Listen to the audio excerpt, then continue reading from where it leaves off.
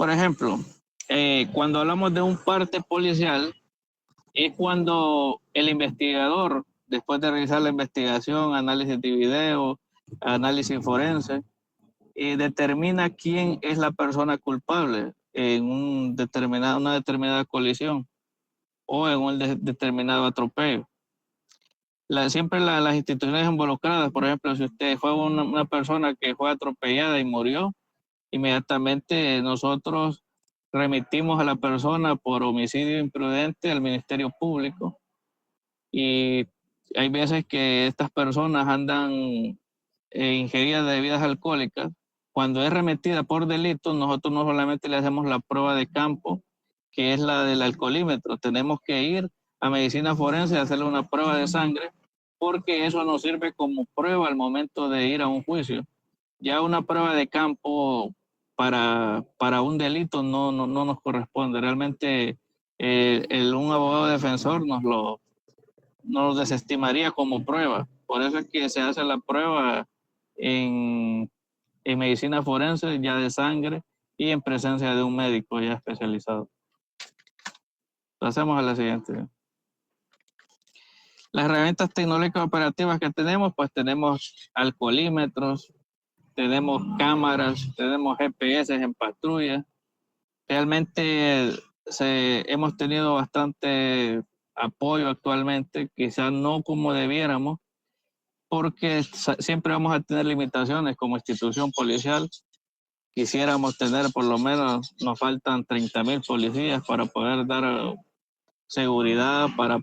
Solamente en tránsito ocupamos 10,000 policías más para poder descongestionar todas las vías, pero a través de todos los esfuerzos que hacen a nivel nacional, hemos visto que al menos este año 2025 hemos tratado a través de muchas estrategias, que al final las estrategias nos llevan a caer mal como institución.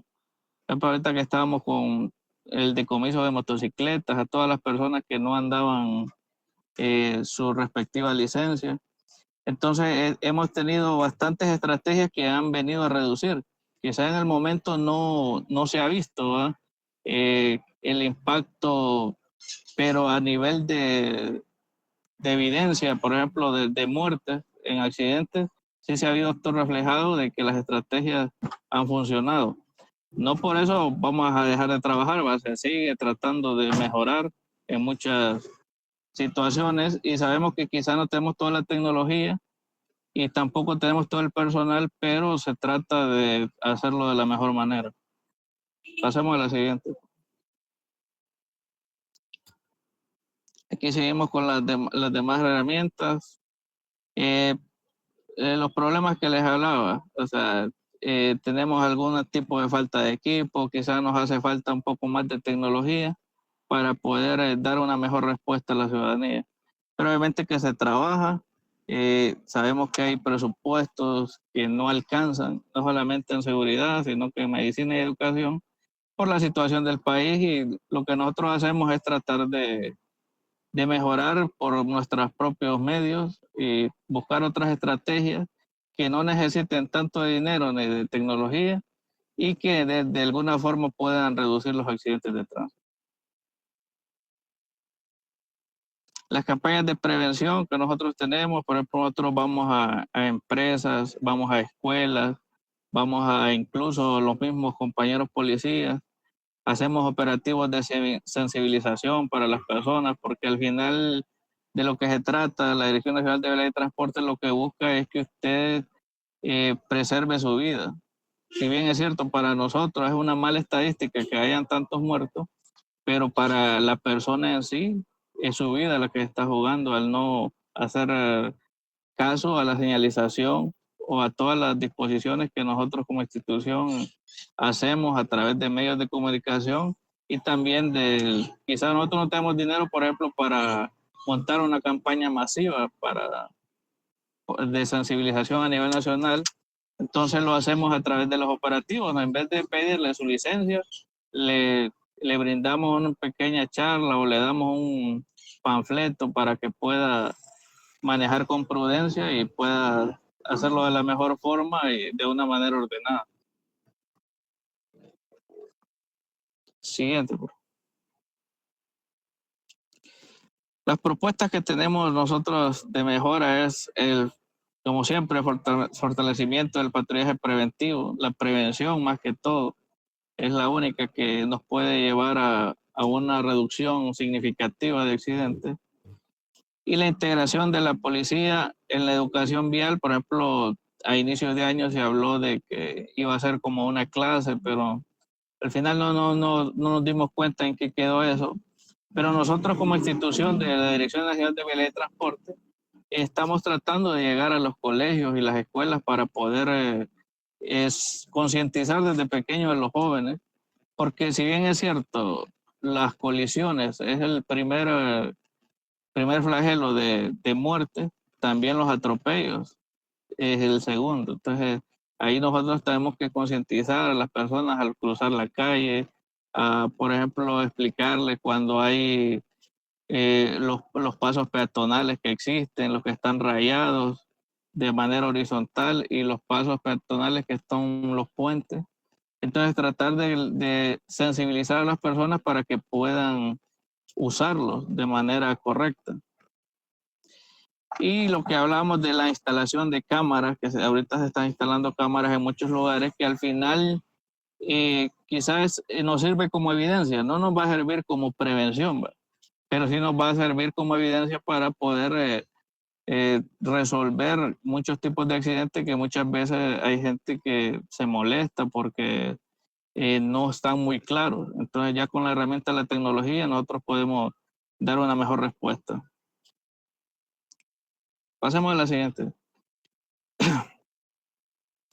Creación de brigadas juveniles de seguridad vial, por ejemplo, siempre lo hemos hecho, lo que pasa es que no podemos hacerlo, como les decía, a gran escala, debido al poco personal que nosotros tenemos, pero sí se hace en ciertos lugares, incluso tenemos un programa de la policía a través del programa GREY.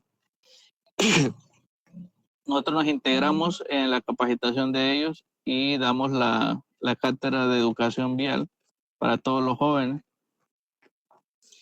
Y, por ejemplo, tenemos el registro y análisis de datos para la intervención focalizada.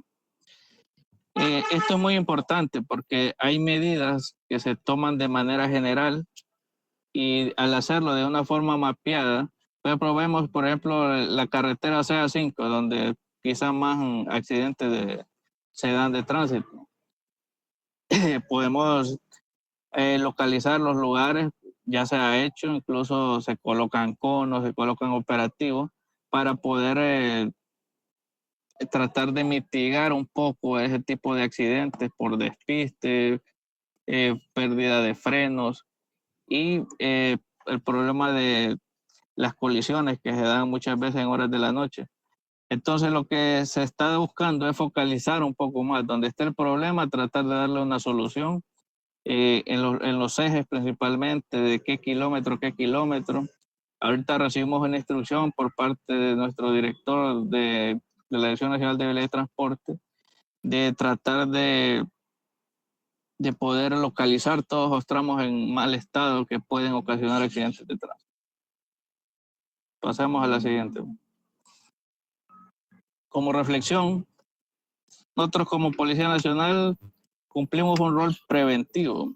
Quizás nosotros reaccionamos más que todo al problema, quizás el programa de prevención que nosotros tenemos no es tan visible y lo que las demás personas lo que más ven es la situación de lo reactivo que somos, que al momento que hay un accidente ya estamos ahí, pero quizás nos haga un poco más de falta tratar de la prevención, porque a través de la prevención es que podemos dar una mejor respuesta. Quizás la reacción es hasta que haya sucedido alguna desgracia, pero estamos enfocándonos principalmente en la prevención a través de muchos programas. También la alta participación juvenil en accidentes de tránsito, por ejemplo, este simposio que estamos viendo aquí, vemos que hay interés, aparte de los jóvenes, para poder mitigar este tipo de accidentes y mucha gente, por ejemplo, nosotros andamos viendo los accidentes, la mayoría de familiares, de personas, son de escasos recursos. Realmente es una pena que, por ejemplo, imagínense alguien una motocicleta, que queda sin un pie, que tiene una esposa, que tiene hijos. Y son situaciones que deberían de hacernos reflexionar como ciudadanos y como personas para poder ayudar no solamente a nosotros mismos, sino también a otras personas que lo puedan necesitar. Y como hablábamos que la prevención tiene que empezar con la educación. A través de la educación es que nosotros podemos mejorar y tratar de que los jóvenes tomen conciencia de los peligros que existen al conducir una motocicleta principalmente o un vehículo a exceso de velocidad.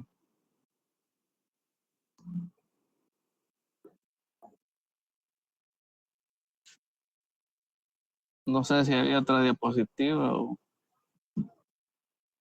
o es la última.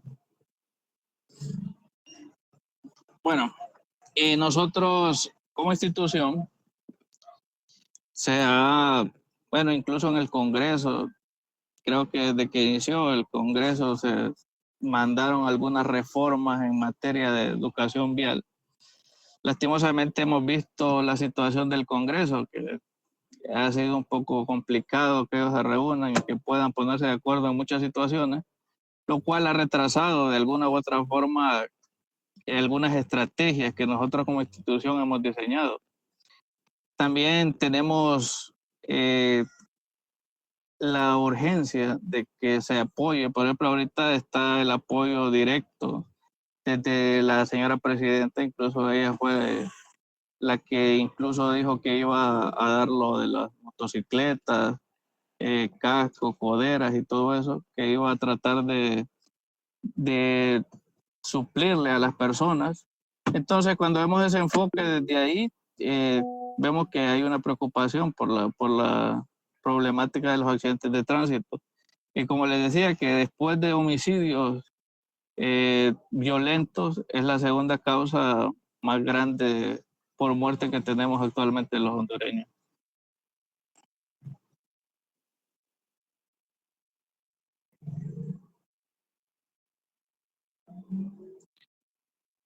No sé si tienen alguna pregunta o...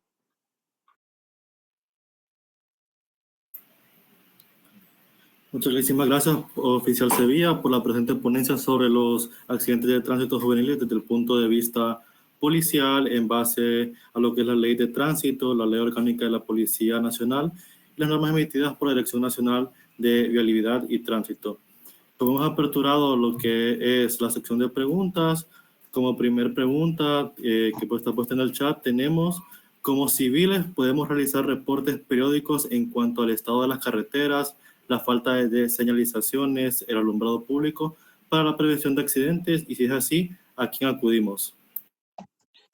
Bueno, de hecho, nosotros actualmente vamos a hacer ese trabajo como Dirección Nacional de Vialidad y Transporte, porque realmente les concierne a las alcaldías. Ellos manejan en todo ese tipo de la señalización vial. Les corresponde a la alcaldía del determinado lugar a través de, por ejemplo, las alcaldías tienen secciones de transporte, donde ellos extienden los permisos y toda situación. Entonces, a ellos les concierne realmente la señalización en determinados lugares.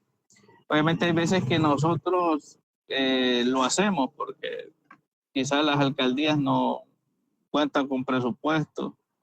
Por ejemplo, nosotros hay veces que en los bulevares hemos ido a pintar pasos peatonales como institución, ¿sabes? Sin necesidad de hacer política ni nada de eso, sino que como un servicio a la comunidad. Entonces hemos tomado la atribución, por decirlo de esa forma, de pintar pasos peatonales, de colocar señalización. Y ahorita ya se dio la instrucción a nivel nacional de tratar de buscar la forma, porque realmente no podemos estar esperanzados a los alcaldes y si ellos no reaccionan, realmente nosotros nos está afectando bastante los accidentes de tránsito. Muchas veces uno va ante los alcaldes y ellos no tienen una política establecida para ese tipo de situaciones.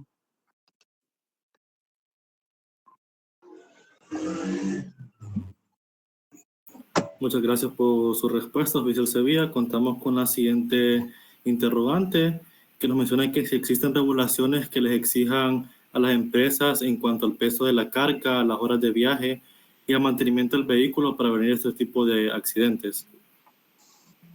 Claro que sí. Bueno, de hecho, el Instituto Hondureño de Transporte Terrestre siempre está en operativo, nada más que ellos, como tienen poco personal, hay ciertos lugares donde hacen operativo, pero todo esto viene regulado, o sea, se supone que todo ya viene regulado de la frontera, pero, o sea, hay muchos puntos ciegos donde hay pasa mercancía, entonces por eso en ciertos lugares se colocan las personas del Instituto de Transporte Terrestre para medir el peso, capacidad.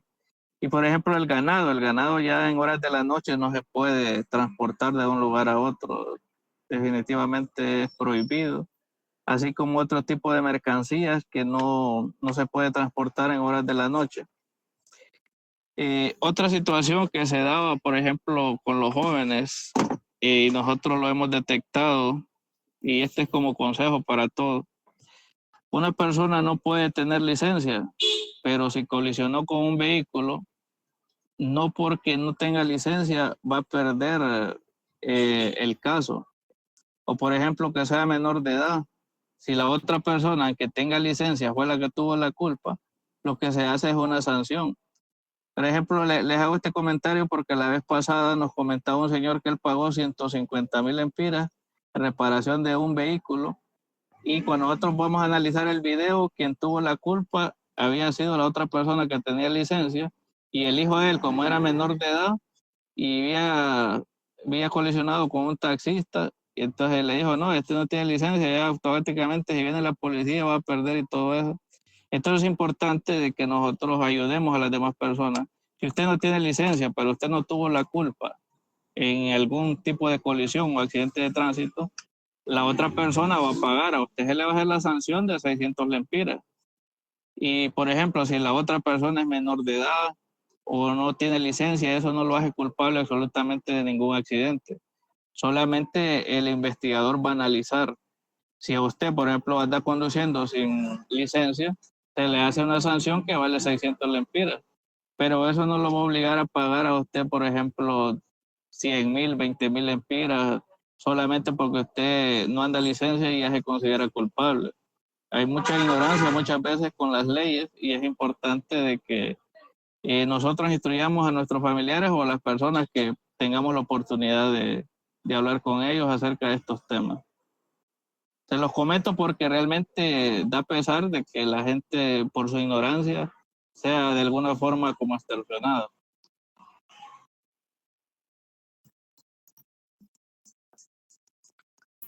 Muchas gracias por su respuesta, ingeniero. Contamos con otra pregunta en el chat. Dice, si en una colisión hay un muerto y quien tuvo la culpa fue la persona que murió, igual apresan a la persona que no tuvo la culpa.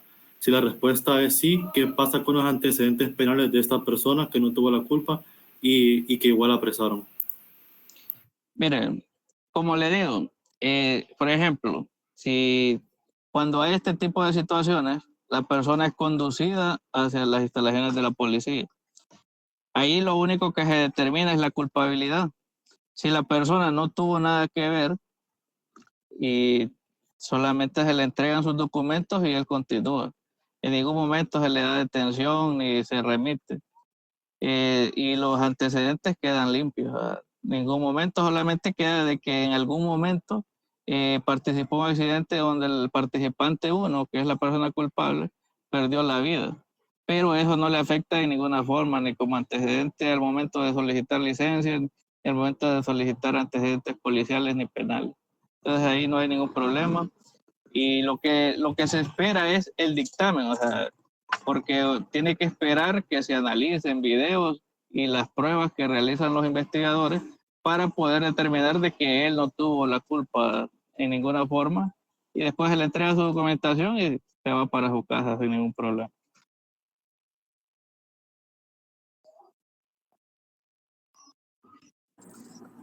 Listo. Muchísimas gracias, oficial Sevilla. En vista de que no contamos con más interrogantes, damos por finalizado la sección de preguntas.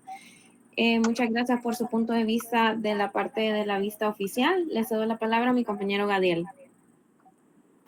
Ok, queremos agradecer sinceramente al ingeniero Walter Sevilla por su valiosa intervención, su experiencia y la claridad al abordar el tema accidentes de tránsito juvenil, intervención operativa por parte de la Policía Nacional. Que esto nos ha enriquecido mucho en esta jornada y apreciamos profundamente el tiempo que nos ha dedicado y los conocimientos brindados. Entonces es por esto que en nombre de toda la rotación extendemos este certificado de reconocimiento por su notable participación en calidad de ponente en el 79 Simposio de Medicina Legal, Juventud al Volante. Y se le hace entrega de este diploma, ingeniero, y cedo la palabra a usted para que pueda dar un mensaje a la audiencia y se pueda despedir. Bueno, muchas gracias. Realmente para mí ha sido un placer. Cualquier cosa estamos a la orden. Actualmente soy el subjefe departamental de tránsito de la ODEC número 4 en Copán. Estamos a la orden para cualquier pregunta o cualquier situación que ustedes tengan. Estamos para poder colaborarles en cualquier tema de lo que a vialidad de transporte se refiere. Es un placer y les agradezco por la invitación. Muy buenas tardes a todos. Muchísimas gracias otra vez, ingeniero Sevilla. A continuación, antes de seguir con el bloque de la ponencia del actuar legal, solamente haremos lectura a una pequeña frase reflexiva precisamente sobre este tema. Ningún mensaje de texto, llamada o notificación vale más que una vida. Al volante, tu única prioridad debe ser conducir con total atención. Ahora sí, sin más preámbulo, solamente queremos hacer el recordatorio de que justo este es el momento en el que haremos llegar el link o el enlace por medio del chat para que ustedes puedan tener acceso al formulario de... Lo que se les pide básicamente es esta información: el nombre completo, la carrera que usted cursa, el número de cuenta y por favor pedimos llenar la encuesta de satisfacción del simposio para que se les pueda acreditar sus 3 horas en el campo académico. A continuación, hoy sí vamos a lo que es la ponencia desde el punto de vista del actuar legal a cargo de la abogada Sibeli García. Entonces, vamos a hacer lectura primeramente de lo que es la hoja de vida o el currículum vitae de la abogada Sibeli García a cargo de nuestra compañera Irma Pagán. Muchas gracias, Naomi. Muy buenas tardes a todos los participantes en esta tarde que nos acompañan. Sean todos bienvenidos. Me complace dar la lectura a lo que es la hoja de vida de la abogada Sibeli García. Pues continuando con lo que es nuestro simposio de medicina legal, podemos destacar y me complace presentarles a la abogada Sibeli García, que nos acompaña el día de hoy con una ponencia sumamente relevante para nuestra realidad nacional. En cuanto a su formación académica, podemos destacar que la abogada García es egresada de la Universidad Nacional Autónoma de Honduras, donde obtuvo su título en Derecho en el año 2025. Además de su formación jurídica, ha ampliado sus conocimientos con capacitaciones en pedagogía, resolución de conflictos, derechos humanos y formación de valores, lo que le permite abordar su profesión desde una perspectiva integral y humana. Ha participado en espacios académicos internacionales como lo es el Congreso Colombiano de Derecho Procesal Penal y ha ejercido su labor legal en entornos vinculados a la atención médica, como la empresa Jackson Medical, lo que le ha dado una visión clara sobre la relación entre la práctica clínica y la responsabilidad legal. Hoy nos compartirá la ponencia titulada Responsabilidad legal de los jóvenes en accidentes de tránsito, realidad jurídica en Honduras, un tema que combina aspectos legales, sociales y éticos y que sin duda aportará a nuestra reflexión profesional. Agradecemos y valoramos su presencia el día de hoy, abogada, y le cedemos la palabra. Muchísimas gracias, muy buenas tardes a todos. Me complace estar con ustedes el día de hoy. Primeramente, quiero invitarlos a reflexionar sobre la problemática que afecta profundamente a nuestra sociedad. Siguiente diapositiva. Especialmente en nuestra juventud, los accidentes de tránsito son una causa de muerte bastante frecuente y la que ha generado mayor cantidad de muertes en Honduras. Esto se debe a que los jóvenes todavía no están conscientes de la realidad y lo alarmante que es, puesto que no solamente tiene consecuencias personales y familiares, sino que esta también tiene consecuencias jurídicas. Como ciudadanos y especialmente como conductores jóvenes, es fundamental comprender la responsabilidad legal que implica estar atrás de un volante, porque esa responsabilidad no solo está regulada por una ley de tránsito, sino que también está regulada por el Código Penal y muchas veces se incluye lo que es el Código Civil.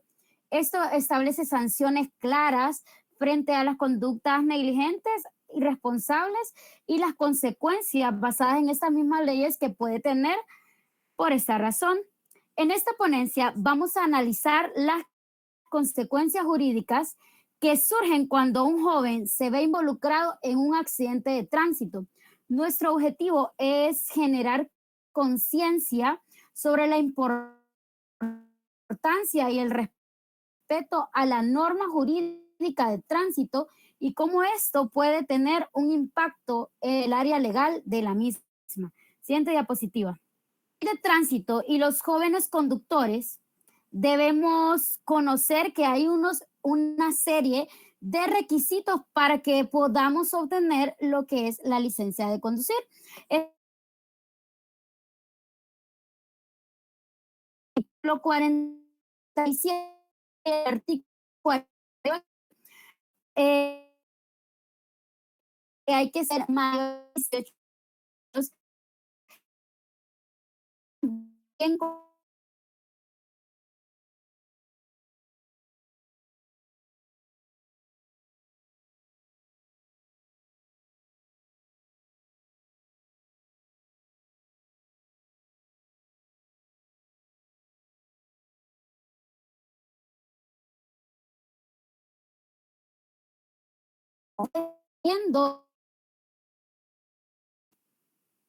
Saber escribir. 18 años de la misma manera, examen médico y el examen para que se demuestre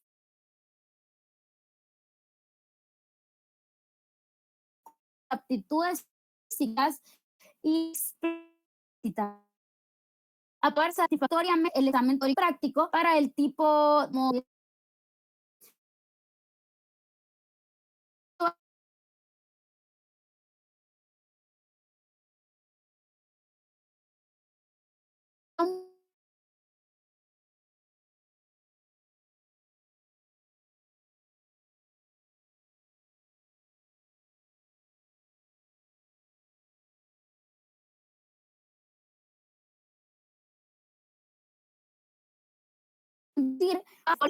puesto cuando nosotros tengamos un accidente de tránsito, no nos va a atenuar la pena en ningún momento. Por atenuar la pena queremos decir que el hecho de que estemos bajo efecto de las drogas y del alcohol no va a hacer que nosotros tengamos una pena más leve. Es más, esto va a ser un agravante a la situación. Según el artículo 98 de la Ley de Tránsito, se especifican cuáles son estas sanciones que podemos tener al momento de conducir. Siguiente diapositiva. La clasificación de las infracciones no van a tener la consecuencia igual entre ellas, puesto que como cada una de las situaciones va a tener un grado de mayor a menor para poder dar la pena, el castigo o la sanción pertinente. Por eso vamos a empezar a hablar acerca de la clasificación de las mismas. Son leves, menos graves, graves. Según el artículo número 100 de la Ley de Tránsito,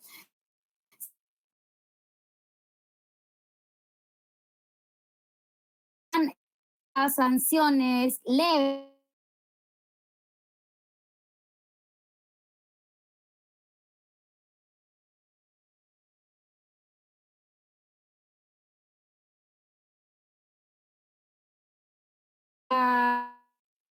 debemos meter. Para eso vamos a tomar en cuenta el artículo 99 y el artículo 98. Son el artículo de las número más puesto que acá mencionó la misma es conducir sin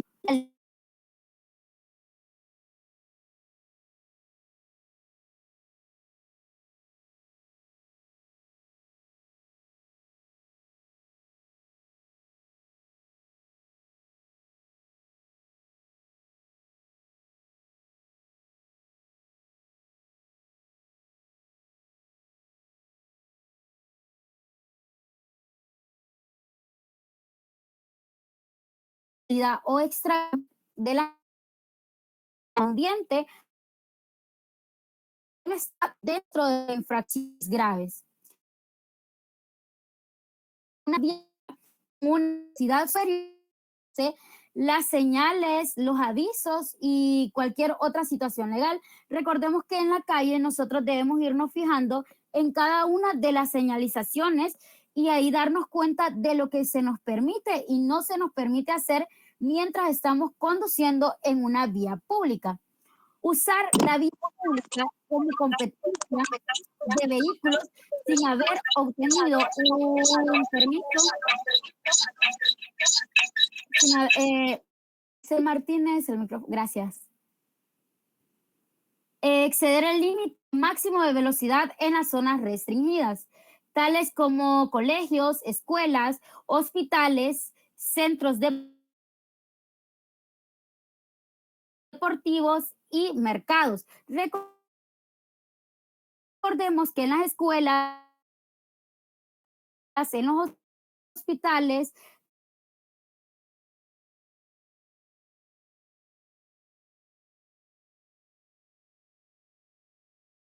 no exceder el límite de velocidad. Tampoco se puede usar la diana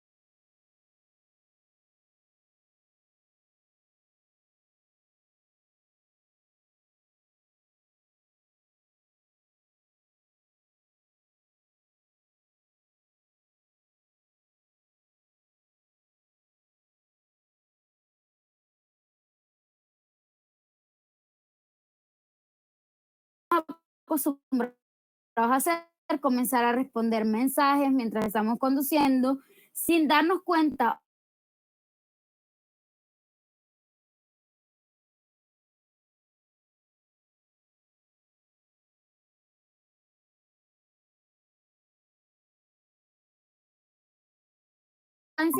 tanto para ustedes como para la misma ley de tránsito se habla de de las multas, de las sanciones económicas y de la sanción de licencia. Según el artículo 101, la sanción económica aplicable a los infractores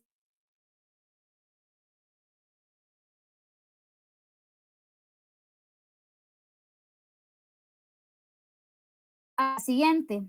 De la misma forma que se clasifican las infracciones, las multas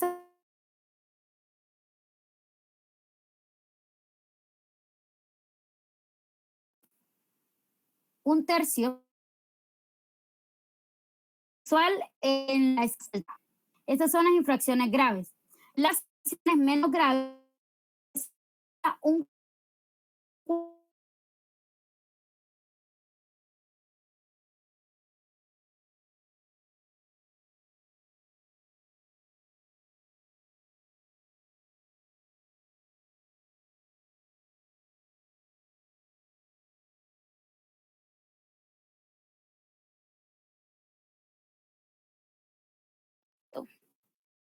las consecuencias, las que pueden infracciones de tránsito también van a llevar consecuencias.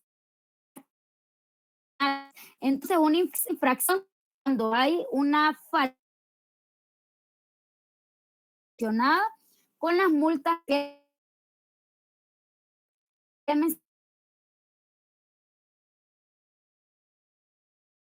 existe comportamiento imprudente con las consecuencias penales. Por ejemplo, cuando cometemos homicidio imprudente, lo cual reflejado en el artículo 198 de homicidio y lesiones culpables sobre el homicidio. Según el artículo 198, causa por imprudencia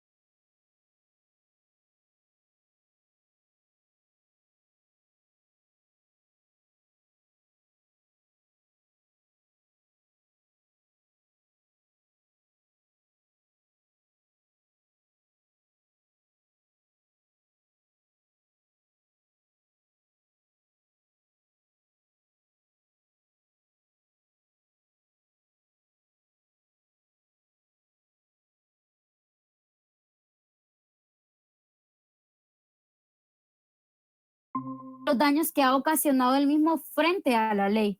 Siguiente diapositiva.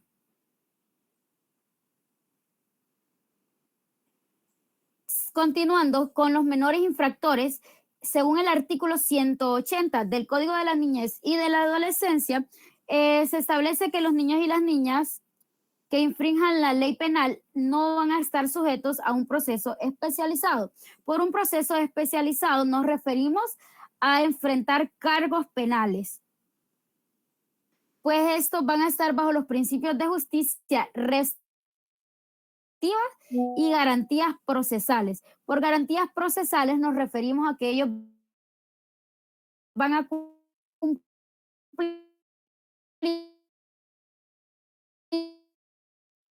con dar conciencia para cuando vuelvan a estar a cargo, luego de cumplir su mayoría de edad, que es cuando ellos ya van a poder poseer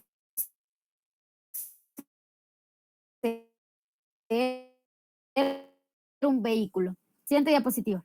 Según el artículo 191, las medidas socioeducativas aplicables a los adolescentes infractores son las siguientes. Se le puede poner una amonestación, se puede poner libertad asistida o vigilada. De la misma manera, también se puede hacer que estos mismos jóvenes que han cometido una infracción estén obligados a prestar servicios a la sociedad. También la asistencia obligatoria a programas educativos y de internamiento en centros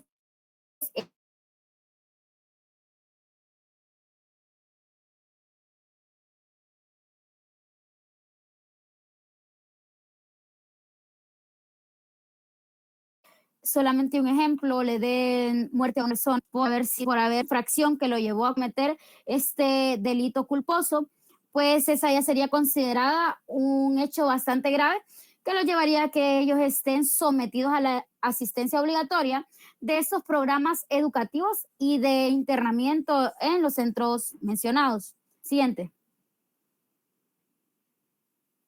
Según el artículo 194, internamiento como medida excepcional solo se aplicará cuando el adolescente haya cometido una infracción grave y no se pueda garantizar su reintegración de otra forma. Siguiente diapositiva. En cuanto al procedimiento penal, podemos decir que en caso de accidentes de tránsito con resultado de muerte o lesiones graves, sigue las etapas establecidas en el Código Procesal. Etapa intermedia y finalmente el juicio oral y público. En cuanto al Ministerio Público, se puede decir que este es el encargado totalmente de dirigir la investigación. De la misma manera, va a estar en toda su obligación y derecho de ejercer la acción penal pública. Siguiente. El procedimiento que se hace en caso de algún accidente sería el rol de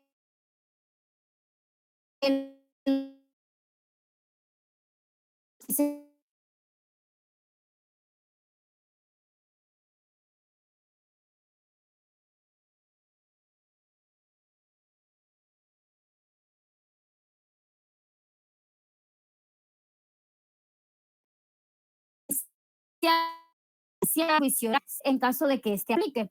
El rol del abogado defensa y del Ministerio Público es garantizar el derecho a la defensa del acusado, recordando que toda persona, así haya cometido un delito bastante grave,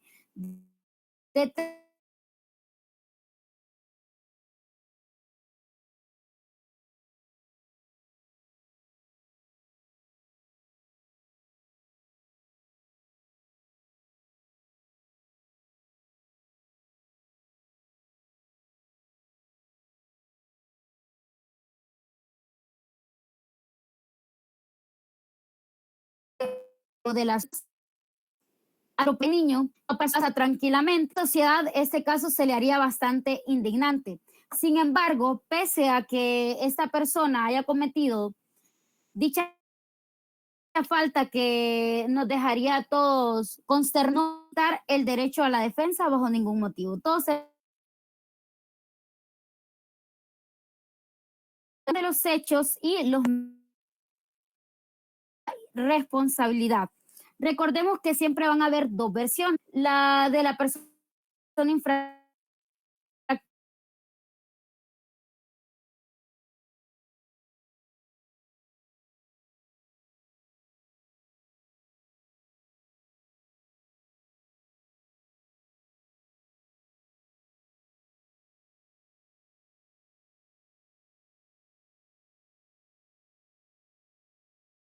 forma de sea bastante. Vamos a ver cómo se dieron los hechos exactamente y no condenar a la persona que en este caso.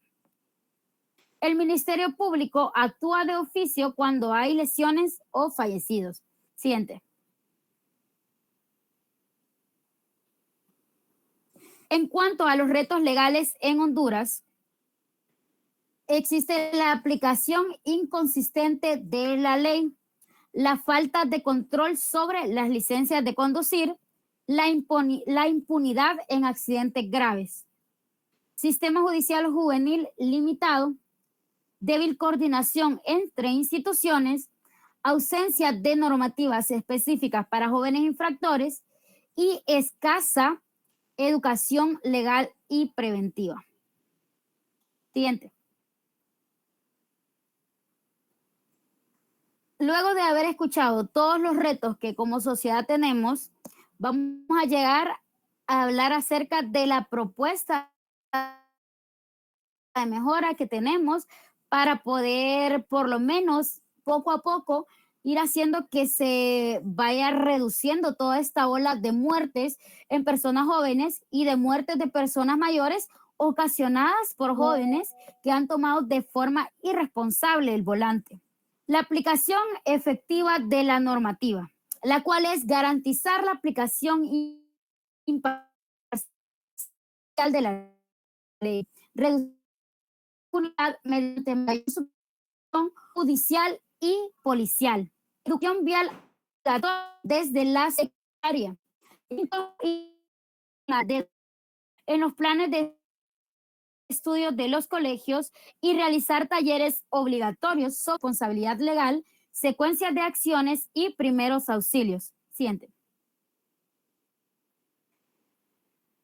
Desarrollar campañas audiovisuales dirigidas especialmente a los jóvenes, enfocadas en historias reales de accidentes y sus consecuencias legales y personales. De la misma forma, involucrar a influencers y medios juveniles para tener un mejor alcance. Implementar mayores operaciones de control de licencias y alcoholemia, especialmente en zonas escolares y zonas de ocio nocturno. Usar cámaras y sistemas de vigilancia para formar y reforzar el cumplimiento legal. Siguiente. Crear programas educativos y de servicio comunitario para jóvenes que cometan infracciones como alternativa o para las sanciones legales. Fortalecer el sistema de justicia juvenil con un enfoque restaurativo y preventivo. Siguiente. Todo lo que se ha expuesto en el transcurso de esta ponencia nos lleva a reflexionar acerca de la alta participación que tienen los jóvenes en los accidentes, haciendo énfasis en Honduras. Están frecuentemente involucrados en accidentes de tránsito, tanto como víctimas como responsables, lo que presenta una preocupación bastante creciente, puesto que eso afecta al marco legal existente de la ley hondureña, donde se establece que todo conductor debe responder legalmente por sus actos, pero muchas veces los jóvenes manejan sin licencia, bajo efectos de sustancias o sin cumplir siquiera los requisitos legales, tanto para obtener su licencia como al momento de estar ya atrás del volante. También la debilidad en la aplicación de la ley. A pesar de que existen sanciones, su aplicación es a menudo deficiente debido a las fallas institucionales, a la falta de seguimiento o incluso a la corrupción que existe en nuestro país. Siguiente. Siguiente. Siguiente diapositiva. Muchas gracias por su atención y me gustaría saber si algunos de ustedes tienen preguntas para podérselas despejar basado en el conocimiento legal que por el momento poseo. Listo. Muchísimas gracias, abogada Sibeli, por su excelente ponencia sobre los accidentes de tránsito desde el punto de vista legal, basándose en la Ley de Tránsito y el Código Penal. Hemos recibido como primera pregunta, ¿qué pasa si un joven causa un accidente de tránsito, pero no cuenta con una licencia de conducir? Conducir sin una licencia es una infracción muy grave según la Ley de Tránsito. Si el joven causa un accidente, además de la multa, puede enfrentarse a cargos penales por lesiones u homicidio culposo, dependiendo de los daños causados. No tener licencia no exime de la responsabilidad. Al contrario, esto es un agravante a la situación legal. Excelente, muchísimas gracias por su respuesta. Contamos con una segunda pregunta en el chat que nos indica, si soy menor de edad y causo un accidente, ¿puedo ir a la cárcel? No se aplican penas de cárcel como se le aplicarían a una persona adulta, pero siempre hay una responsabilidad penal juvenil. En este caso se lleva bajo el marco del Código de la Niñez y de la Adolescencia. Puede incluir medidas socioeducativas, reparación del daño, restricción de la libertad en centros especializados. Muchas gracias. Contamos también con una tercera pregunta que nos indica qué tanto influye el consumo de alcohol en las consecuencias legales en un accidente. Influye muchísimo, puesto que si se demuestra que el conductor está bajo efectos del alcohol o de las drogas, las penas por homicidio o lesiones se agravan. Por ejemplo, un homicidio culposo puede pasar de 3 a 5 años en prisión. Y en caso de que se demuestre que hubo consumo del alcohol, de 5 a 8 años.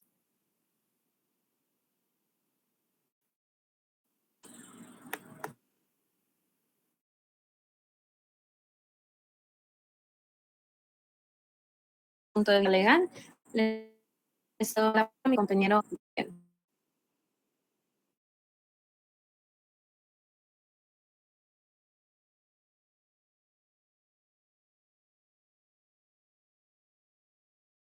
Muchísimas por hacerla tan interesante y muy esta charla que ha sido denominada Responsabilidad legal de los jóvenes en accidentes de tránsito, una realidad jurídica en Honduras. Entonces, ha sido un gusto escucharla y nos quedamos con muchas ideas valiosas para reflexionar. Entonces, tenemos este certificado de reconocimiento por su notable participación en calidad de ponente en el 79 Simposio de Medicina Legal, Juventud al Volante, y se le hace entrega de este diploma. Cedo la palabra a usted para dar un mensaje a la audiencia y también para despedirse. Muchísimas gracias, primeramente por la invitación a ser ponente. Segundo, por la atención que me han brindado durante la charla, durante compartir el conocimiento que pude. Y gracias por mi reconocimiento. Cualquier consulta, pregunta, estoy a la orden. Muchísimas gracias de nuevo, abogada Sibeli. Agradecemos por habernos brindado este tiempo y haber respondido a nuestras preguntas. Antes de proceder a la última ponencia, desde el punto de vista de lo que es el actuar médico, damos lectura a una de las últimas frases reflexivas. Detrás de cada accidente de tráfico hay una historia que no debía terminar así. Haz tu parte para que ninguna vida se apague por una imprudencia evitable. Y a continuación daremos paso a nuestra última ponencia de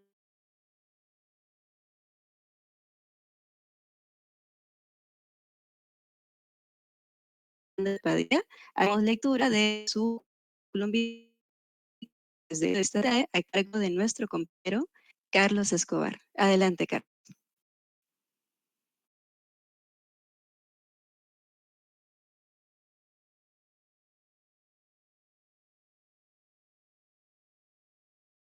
Ella egresó en doctor en medicina en la UNA, hizo un grado de médico especialista en cirugía general en el 2015 en la UNA,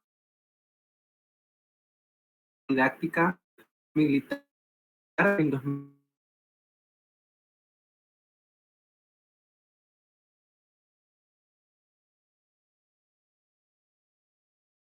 Diplomado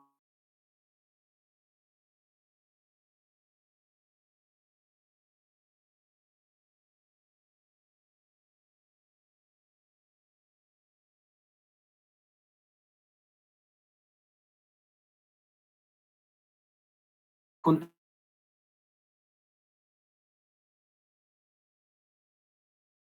Carino Rivas en el periodo 2018 y 2020, tenido académica del Posgrado General en la Campus Corp. Desde el 2022 también ha ostentado el cargo de coordinación de investigación del posgrado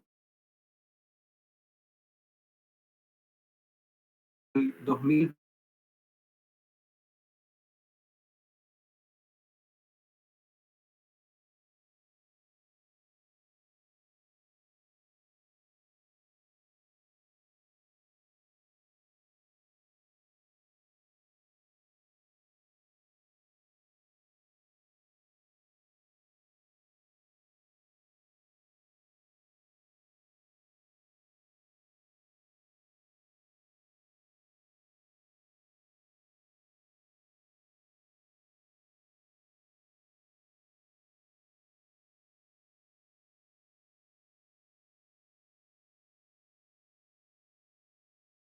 De los patología en las facultades médicas de la Universidad Ciudad Universitaria.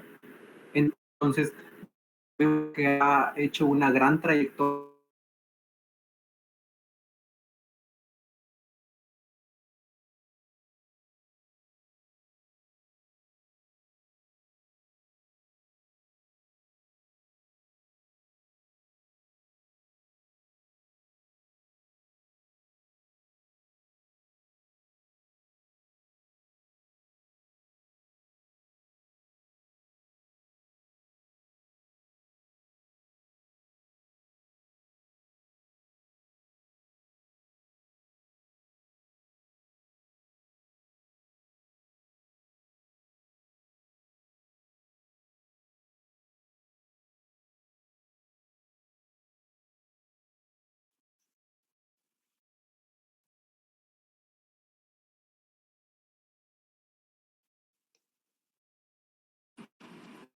Buenas tardes, ¿me escuchan? Sí, doctora. Ahora Sí, doctora. bien. Conté con este simposio sobre todo en la parte de accidentes de tránsito, que es muy importante y desde el punto de vista juvenil. Vamos a ver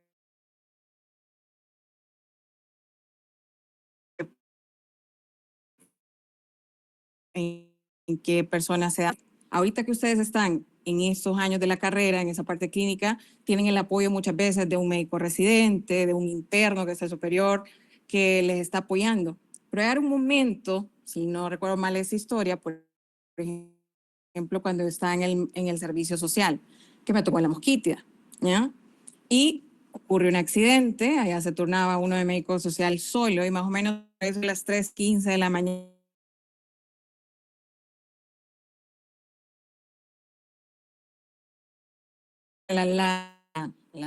salió de la ambulancia siendo pacientes politizados, se empieza que le de un accidente, un paciente que traía la cara completamente destrozada, el otro carro venía con un empalado en un tubo, un empalamiento de un tubo que tenía en esa zona, y mientras el equipo tomando signos, tomando presión, decía el paciente frecuencia cardíaca de 120 por minuto. aguante, me dice, doctora, este paciente, ¿ya? Entonces, en ese momento es donde uno recuerda esos momentos y solo es poder respirar y entender que en trauma la prioridad es evaluar, estabilizar y actuar, ¿ok? ¿Por qué? Porque en esos primeros 10 minutos que uno recibe a ese paciente, ya puede ser en una emergencia de un hospital de área, en una clínica o en uno de los principales hospitales de referencia del país, definen todo, ¿ok? Entonces, vamos a tratar de compartir en esta ponencia cómo aprovechar esos primeros 10 minutos en los que recibimos a un paciente que acaba de sufrir un accidente. Siguiente. Los mecanismos de trauma, ¿ok? Pueden ser muchos. A nivel mundial, la magnitud del problema cuando estamos hablando del trauma es enorme, ¿ok? Hay más de 20 a 50 millones de heridos, ¿ok? Por cualquier tipo de trauma.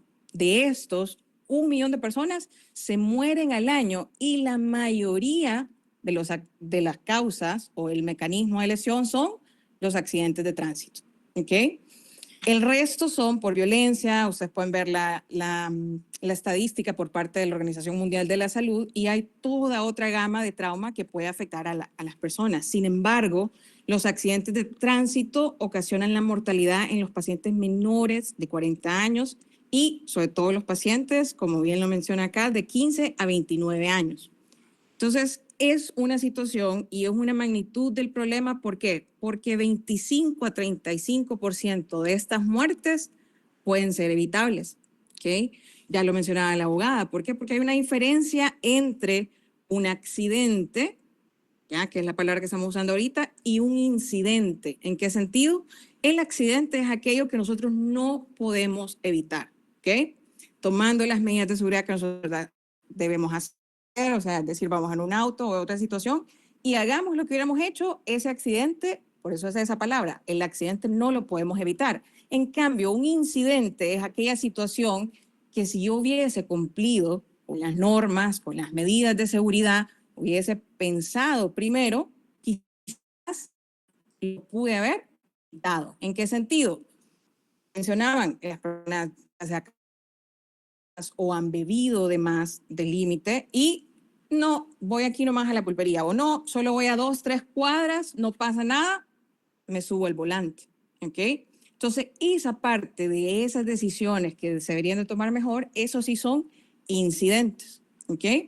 Entonces, desde el punto de vista médico, ¿qué pasa? Cuando ocurre un accidente, ocurre un intercambio de energía entre los vehículos que hayan colisionado, y los factores de riesgo, ¿ya? Van a ser la inmadurez neurocognitiva. ¿Por qué? Porque son personas más jóvenes. Esa parte del incidente, ese poder pensar primero de, no, si me tengo que poner el cinturón, reviso, ¿ya? Entonces, esa situación. Exposición a distractores. ¿En qué sentido? Las personas son un mensajito, escuchamos ese celular y de pip, pip, y puede tomarnos un segundo no ver que un niño pasó por enfrente de nosotros, por ejemplo, ¿ok? O en lo que volteamos, el volante al mismo tiempo lo podemos girar. Esto que hablamos, el consumo de alcohol o las sustancias psicoactivas van a disminuir nuestra capacidad de mantenernos alerta. No digamos si eso le sumamos altas horas de la noche, si uso lentes y no los pongo porque no, si puedo ver, no me gusta cómo me veo con anteojos, no lo voy a usar, ¿ya? ¿Por qué? Porque no pasa nada, ¿ok? Entonces, esas situaciones y lo otro es el exceso de velocidad, ¿ya?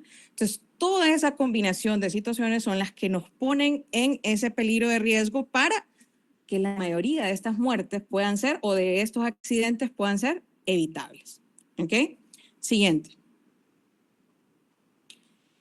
Pero ocurrió el accidente, ocurrió el incidente. Aquí hay un intercambio de energía y ocurre lo que conocemos como un trauma, ¿ok? Si hacemos esa definición, el trauma, fisiopatológicamente hablando, es una lesión física o herida producida por una agresión externa. Es decir, hay una energía que viene y llega a nuestro organismo, puede ser de forma mecánica, de forma térmica, química, eléctrica, de muchas formas, ¿ok? Puede ser por golpes, puede haber sido por un auto, puede ser por un arma, puede ser por un arma blanca, puede ser porque un vidrio se reventó, puede ser porque una copa se cayó y se quebró, porque una taza de porcelana que estaba tomando se quebró y eso me hace una lesión de causa externa. Entonces, esa energía provoca un daño en el tejido, provoca alteraciones fisiológicas y en muchos casos, que esa es la palabra importante, graves, la muerte. ¿Ok? En este sentido, tenemos que saber diferenciar dos cosas muy importantes. Está el paciente que tiene múltiples traumas y está aquel paciente que es un politraumatizado. ¿Ok? ¿Cuál es la diferencia entre uno y otro? Que el politraumatizado es un paciente cuya combinación de traumas, es decir, es uno o más sistemas, uno o más órganos que están afectados, pero la combinación de toda esa energía en el organismo pone en peligro la vida del paciente. ¿Ok? Entonces, su complicación mayor puede ser morirse. ¿Ya? Entonces, a ese paciente, una vez que llega y hacemos esa primera evaluación que se llama ese triaje, es poder determinar, número uno, quién es un politraumatizado y quién es un paciente, o con un trauma o con múltiples traumas. ¿Por qué? Porque el politraumatizado corre el riesgo de que su vida ahí acabe, en esos primeros minutos. Entonces, esas acciones que nosotros vamos a tomar cuando recibimos al paciente son, número uno, para salvar la vida. ¿Ok? Lo primero que queremos evitar es que el paciente se muera. Sin embargo, lo siguiente que queremos evitar es que el paciente quede con algún tipo de discapacidad que puede ser temporal o puede ser permanente. ¿Ok? En estos escenarios, ya vamos a ver que el mecanismo por el cual el trauma se da pueden ser múltiples. ¿Ok? Si vamos a la siguiente diapositiva.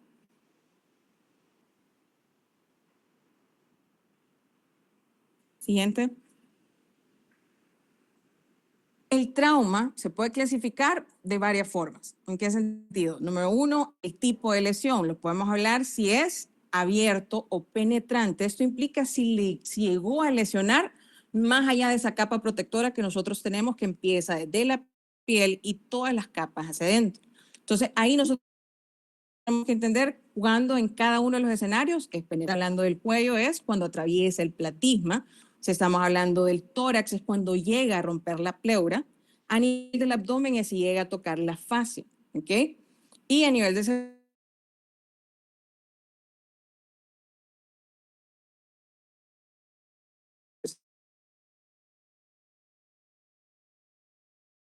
mecanismo de lesión logró. Y en el traumatismo cerrado contuso, nosotros sufrimos esa herida de causa externa, sin embargo, no logró romper esas capas protectoras que ¿qué es lo que hacen? Proteger nuestros órganos. ¿Ok?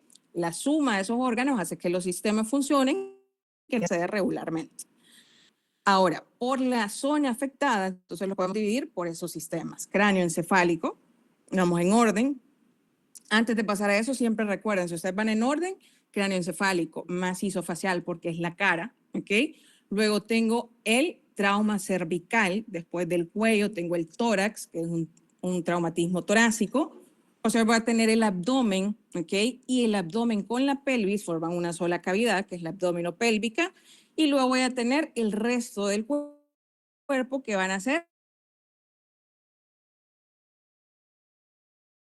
¿ok? Entonces, en ese orden, si lo estoy evaluando, puede ser de alta y baja energía. Aquí, ¿qué significa? La energía, como ustedes bien saben, en la parte de las reglas de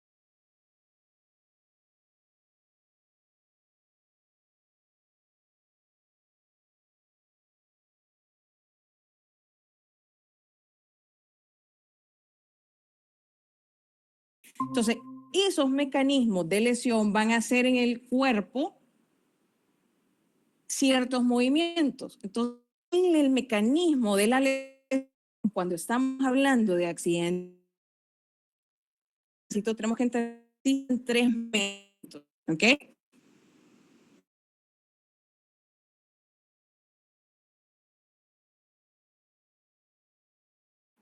Impacto, ¿ok?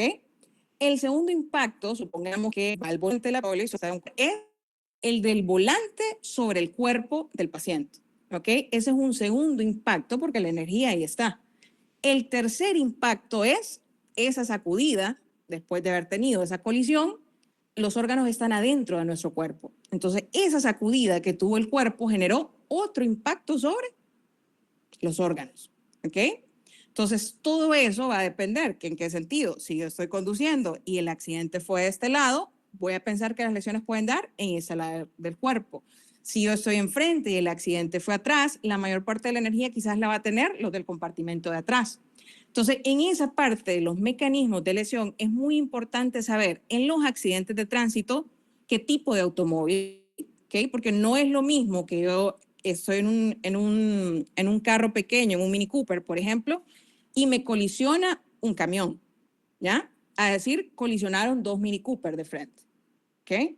Entonces, estas situaciones no es lo mismo. Yo iba enfrente y la colisión fue atrás, yo iba enfrente y la colisión fue del lado. Entonces, todas esas partes de lo que ocurre en el incidente son importantes de saber para ir sospechando cuáles pueden ser las lesiones, ¿ok?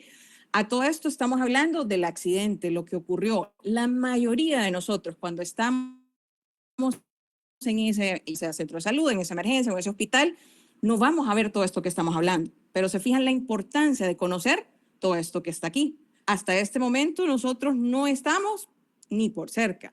Entonces, esto que está ocurriendo a nuestro alrededor, porque como dijimos, la magnitud del problema es grande. Siguiente.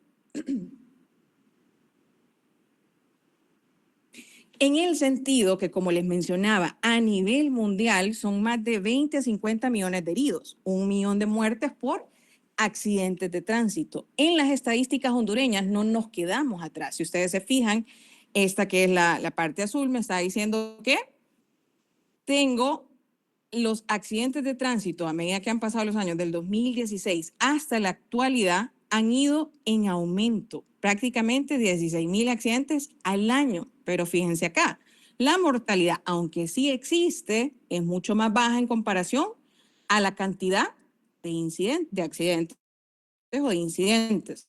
Esto es muy bueno, ¿por qué? Porque quiere decir que esa parte médica, 1, la estamos ejerciendo bien, o 2, quizás no estuvieron involucrados en incidentes de alta energía que el paciente puede fallecer. ¿Okay? Si la energía que ocurrió en el accidente es demasiado grande, el paciente no tiene ni oportunidad y va a fallecer ahí. En otro momento donde puede fallecer el paciente es en las siguientes horas de ocurrir el evento. ¿Okay? Ocurrió el accidente y tenemos esas horas que es el segundo momento donde el paciente puede llegar a fallecer. Y hay un tercer momento que es más o menos 2 a 3 semanas después de que ocurrió el incidente donde el paciente vuelve a quedar susceptible de morir. ¿Qué es lo importante? Ese tercer momento, que ya es 2 a 3 semanas después, nosotros es el impacto. ¿Por qué? Porque el buen manejo que nosotros le demos o el mal manejo que nosotros le demos en esas primeras horas va a ejercer ese impacto en esas muertes al final. Ahora, si ustedes se fijan en esta parte de los accidentes, las muertes por departamento en el 2024 se dieron más en el departamento de Cortés y en el departamento de Francisco Morazán. Sigue Comayagua, por esta parte de acá, Lloro, Atlántida. Esto va en relación a la literatura internacional. ¿Por qué? Porque este tipo de accidentes, los accidentes de tránsito, se dan más en las zonas industrializadas. ¿Por qué? Si ustedes se fijan aquí, el tráfico, aguantamos. Ya salimos ahí, no, el tráfico son horas y ya no quiere. ¿Por qué? Porque en una sola casa pueden haber 3 a 4 automóviles, hay mucha situación. Entonces, en esas zonas industrializadas es donde más se ven este tipo de accidentes. Siguiente. Y es en ese sentido donde tenemos que entender que nosotros el accidente está ocurriendo. Cuando el paciente ya nos llega, nosotros ya tenemos que estar preparados para recibir a ese paciente y en esos primeros 10 minutos tener 5 minutos para hacer esto que se llama la revisión primaria, ¿ok? La revisión primaria es el conjunto de acciones que nosotros vamos a hacer para salvarle la vida al paciente, ¿ok? En esta parte de la evaluación y del manejo inicial, lo único que quiero es salvarle la vida al paciente. Aquí no me interesa tener el diagnóstico correcto, todos los diagnósticos que puede tener el paciente, no. Como habíamos dicho, es observar, evaluar, ¿ok? Acciones que pueden poner en peligro la vida del paciente, estabilizarlo, salvarlo, para entonces poder encontrar todos los diagnósticos definitivos, ¿ok? Entonces, en esta revisión primaria tenemos que encontrar esto que es el ABCDE, ¿ok? En trauma es ABCDE, a diferencia de un paro cardíaco respiratorio donde primero va la C. Aquí siempre va a ser ABCDE, excepto en el prehospitalario o todavía en el hospital, cuando, por ejemplo, un paciente tiene una amputación, ya sea de una extremidad, un brazo o una de las piernas. ¿Por qué? Porque ese paciente se puede desangrar en ese momento, ¿ok? Y entonces, en ese momento, uno dice XABC, que es el paciente que se está exsanguinando. Entonces, manejo primero el control de esa hemorragia y le puedo colocar un torniquete. Si se coloca un torniquete, jamás se quita hasta que se va a dar el manejo definitivo. ¿Por qué? Quiero salvar la vida del paciente, no quiero salvar una pierna, quiero salvar o una extremidad, quiero salvar la vida del paciente. Entonces, en la A, que voy a ver, la vía aérea y el control de la columna cervical. Ahora, ¿cuál es nuestra meta en esta parte de la vía aérea y el control de la columna cervical? Lo primero es asegurar que la vía aérea esté permeable. O sea, que ese paciente llega, señor, lo primero que veo es si responde, si abre los ojos con normalidad, si me habla. Ahora, si me está hablando, no es lo mismo la voz que escucha ahorita a que el paciente me empiece a hablar así. ¿Por qué? Porque eso ya me hace ruido de que no, esa vía aérea quizás no esté tan permeable, ¿ok? Entonces, quiero asegurar que la vía aérea se permanezca permeable. Tengo que revisar. En un incidente puede tener fracturas en la cara, puede haber tenido un diente, puede estar consangrado y eso me puede obstruir la vía aérea. Entonces, tengo que asegurarme de aspirar al paciente y lo primero, como siempre, son las maniobras no invasivas. Entonces, voy a hacer una tracción mandibular o voy a hacer la elevación del mentón sin hiperextender el cuello. ¿Por qué? Porque tengo que tener un control cervical. En este escenario, lo que tenemos que hacer es inmovilizar el cuello hasta que yo no demuestre que no hay una lesión cervical. En este momento no me interesa saber si la tiene o no, me interesa protegerle y salvarle la vida. Entonces se usa un collarín rígido, ¿ok? De no tenerlo, entonces lo que sea para estabilizar esa columna. Luego, aquí siempre si es un politraumatizado le vamos a suministrar oxígeno, ¿ok? Porque el paciente, las necesidades de oxígeno con todo ese trauma están aumentadas. En la B, que es la de respiración y ventilación, ¿cuál va a ser nuestra meta?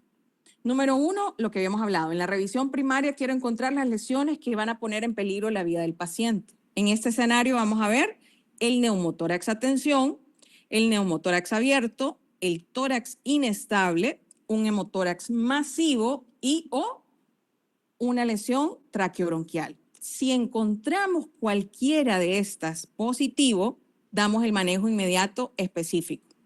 Que para el paciente con un neumotórax a tensión vamos a colocar un catéter de grueso calibre y largo en el quinto espacio intercostal, línea axilar anterior del hemitórax afectado. Eso le salvo la vida. Es colocar un tubo en ese momento, salvo la vida. Haciendo en el segundo espacio intercostal, línea medio clavicular del. Lo otro es valorar si el paciente necesita un apoyo ventilatorio. ¿En qué sentido?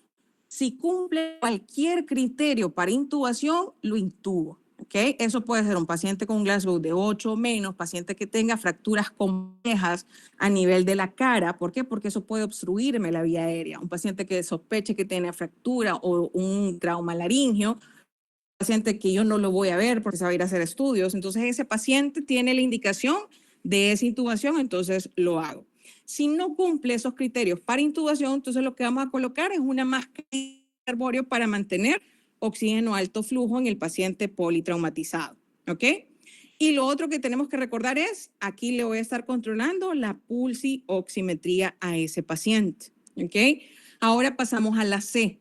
¿Sí? Que vamos a ver la circulación y control de la hemorragia. ¿Cuál es importante aquí? Controlar sangre. Entonces, vamos a evaluar al paciente igual. Hay 5 lugares donde el paciente va a acumular sangre, más que en cualquier otro lado, que van a ser la cavidad torácica, la cavidad abdominal, ¿ok? Retroperitoneo, los pacientes con fracturas en los huesos largos, pero también la calle, es decir, el suelo, toda esa sangre que botó en la escena donde ocurrió el accidente, lo que quedó en el carro, toda esa situación. ¿Por qué? Muchas veces no cuantificamos esa sangre y calculamos mal entonces el grado de choque hemorrágico que tiene ese paciente. Entonces, la hemorragia suele ser una de las principales causas por las que el paciente muere. Entonces, en este escenario es localizar. Si tiene alguna hemorragia externa, ¿y qué hago? Detenerlo. ¿Inmediatamente con qué? Medidas de compresión, ¿ok? Evalúan si presienten que tiene fracturas. ¿Por qué? Porque los huesos largos sangran. Ahora, aquí no me interesa comprobar si tiene o no fracturas. Me interesa sospecharlo. Si para mí ese hueso crepita, ¿qué tengo que hacer? Inmovilizarlo. Le colocan una férula y con eso el hueso ya no va a seguir sangrando. Una vez que le salve la del paciente, lo estabilizo, puedo comprobar si sí o no está de esa forma. Lo otro importante en la parte de la circulación es identificar el estado de choque. Ahora bien, con solo una gota de sangre que nosotros derramemos, estamos en estado de choque. ¿Ok? Ustedes se cortaron con un papelito, con una hoja y botaron una gota de sangre, ustedes ya están en estado de choque hemorrágico. ¿Pero qué pasa aquí? Nuestro cuerpo es capaz de compensar las pérdidas hasta en un 30% de las pérdidas del volumen sanguíneo. ¿Ok? Entonces el cuerpo es capaz de compensar, si lo tiene, si no tiene ninguna otra comorbilidad, si su edad no se lo prohíbe, etcétera, va a poder compensarlo. ¿Ok? Hasta que ya perdemos esa cantidad o tengo otros factores asociados, es donde el paciente, ustedes lo van a ver, hasta que no escuchan 70-40, si no es 70-40, no está chocado. Doctora, ¿cuánto de presión? No, no está 60, está nice. Todavía aguanta eso. No, ¿ok? Si ya tuvo esas pérdidas, ¿qué es lo que tengo que detectar? ¿En qué grado de choque está? Entonces tengo que revisar todos los parámetros, ¿ya? La cantidad de pérdidas, porcentaje de pérdida sanguínea, ¿ok? La frecuencia respiratoria, la presión arterial, la cantidad de lactato, la diuresis que va a tener ese paciente y sobre todo el estado de alerta. ¿Por qué? Porque uno de esos parámetros que esté afectado y el paciente ya pasa al siguiente grado de choque. Muchas veces está en la emergencia y no, es que este paciente no coopera, doctor. No, es paciente que está allá, viera. No, es que el bolito de anoche y lo atropellaron y lo encontraron y no coopera. No, es que no coopera. Puede que está en un estado de choque, que es el paciente, y por eso está el estado de alerta, ¿ok? Entonces el paciente después se va a poner agitado por la falta, la hipoperfusión, el paciente se va a empezar a poner, ¿ok? Comatoso y después no va a responder. Entonces, eso es lo que andamos buscando, ¿ok? Identificar el estado de choque y lo tratamos. ¿En qué sentido? Todo paciente politraumatizado colocamos 2 vías periféricas gruesas y cortas. En este sentido, colocamos líquidos IV. ¿Cuánto le vamos a colocar? 1000 ml idealmente de cristaloides. Puede ser, tiene un TEC salino, ¿ok? Al 0.9%. Si con esa cantidad de líquidos el paciente no mejora, necesito transfundirle sangre. Lo ideal es sangre completa. Si no la tengo, entonces transfundo glóbulos rojos empacados 1 a 1 a 1, ¿ok? Hasta estabilizar el paciente. Lo otro es el electrocardiograma, que en este momento, una hipoperfusión, el arritmia, puede ser por la pérdida sanguínea, por el trauma, ¿okay? Y medir constantemente los parámetros. Si las vías de sangre no están en el exterior, entonces las puede estar acumulando dentro del ultrasonido FAST. Si el FAST es positivo, lo hacemos en la ventana pericárdica, lo hacemos en la ventana hepatoesplénica, en la espleno renal y en el fondo, en el hueco pélvico. Si hay líquido positivo, es sangre. En el escenario de trauma, cualquier líquido positivo inicialmente se considera como sangre hasta que no demostremos lo contrario. Entonces, el ultrasonido me va a definir si tengo un hemoperitoneo, incluso un hemotórax o derrame pericárdico que me pueda estar ocasionando un taponamiento pericárdico. ¿Ok?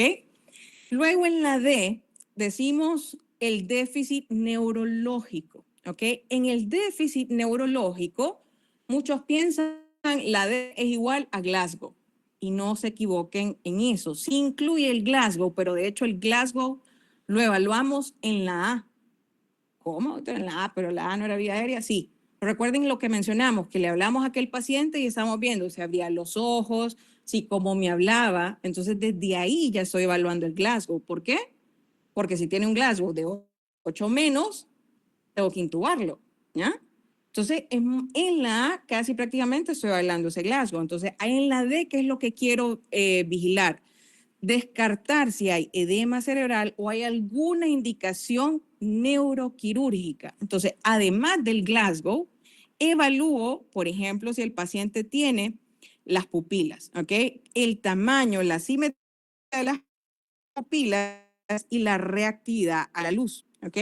Otra situación que ando buscando son signos de polarización o lesiones de la médula espinal. ¿Por qué? Porque estas situaciones me pueden sugerir una condición que sea neuroquirúrgica. Luego pasamos a la última, la siguiente diapositiva, que ya sería la E de este ABCDE, que es la exposición y el control del ambiente. A este momento, la verdad es que poco de ropa le debe quedar a ese paciente, ¿ya?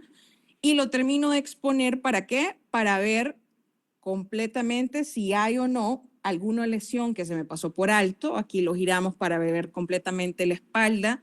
Aprovechamos para hacer el tacto rectal, para terminar de revisar genitales. Una vez más, si sospecho que puede haber ahí o no alguna fractura, vuelvo a una férula, etc.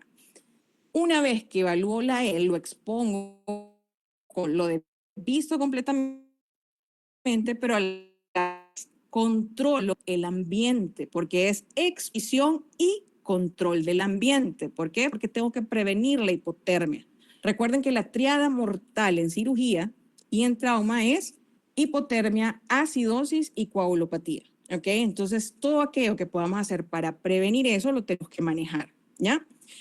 Una vez que completamos el ABCDE, reevaluamos. Llegamos a la E y volvemos a evaluar que la vía aérea esté permeable, que la parte cervical la tenemos controlada, que los signos de choque, el paciente esté estable, ¿okay? Que no haya algún déficit neurológico agregado. Y si por acaso algo ahí se nos olvidó, entonces hacemos lo que se conoce como la siguiente, los anexos de la revisión primaria, ¿ok? Entonces, en estos anexos, si todavía no lo he hecho, me da la oportunidad de colocarle el monitor al paciente, colocarla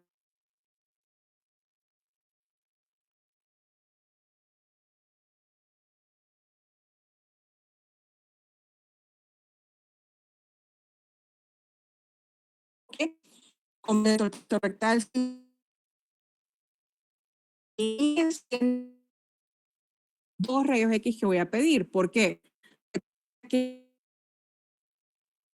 eran neumotórax de tensión, un hemotórax abierto, ¿ya? Un hemotórax masivo. Entonces, esas situaciones clínicas, todo el mundo corriendo, está clínicas, uno de estos diagnósticos. Entonces, lo veo.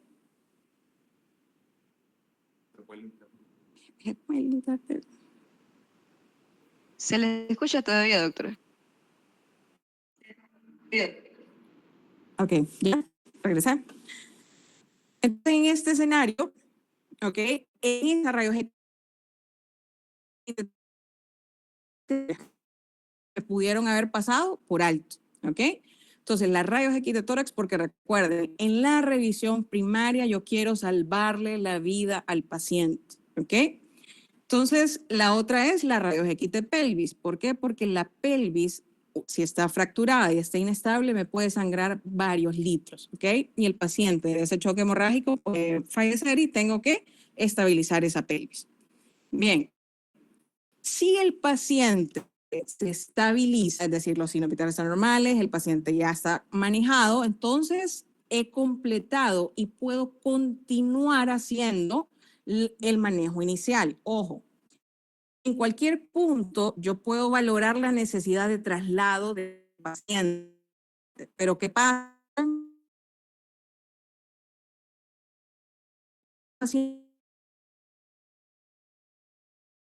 Que la ambulancia es lista. Sé que voy a necesitar sangre, voy a poder hacer traslado, entonces que esté lista la ambulancia, pero yo sigo haciendo la revisión primaria, ¿ok? Porque ese paciente lo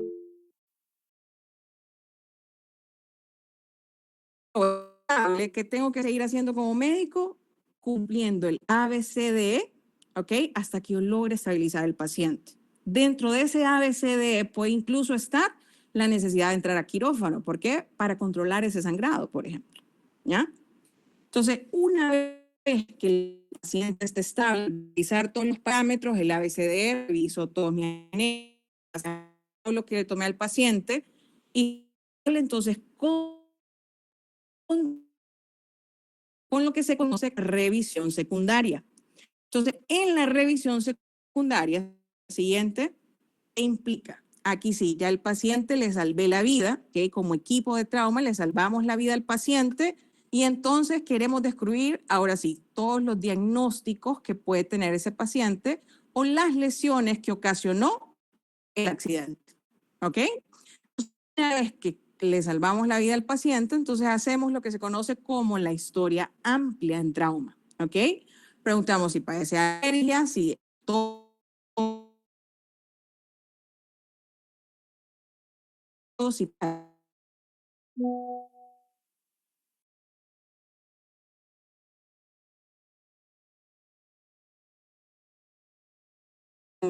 si algún tipo de sustancia,